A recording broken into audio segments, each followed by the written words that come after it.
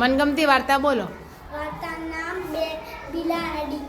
એક કાળી બિલાડી હતી, એક ધોળી બિલાડી હતી.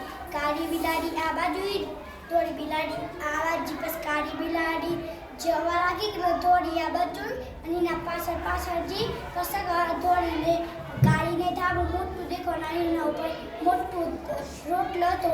પછી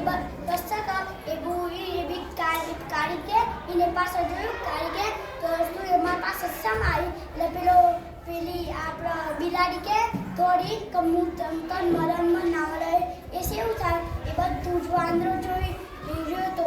પછી એ ત્રાજુ લઈને આવ્યો, અને આ બાજુ શું પડ્યું તાબાજ ખાઈ ગયો, આ બાજુ ઓછું પડ્યું તાબાજ ખાઈ ગયો, એમ કરી. અને પછી આટલો રોટલો ઓળ્યો. એ બસ વાંદરો કે હું મેં નથી લાવ્યો ને બધું જોયું ને બધું જોયું, એટલે હું ત્રાજુ લાવ્યો, એટલે એવું ઝઘડાવું નહીં.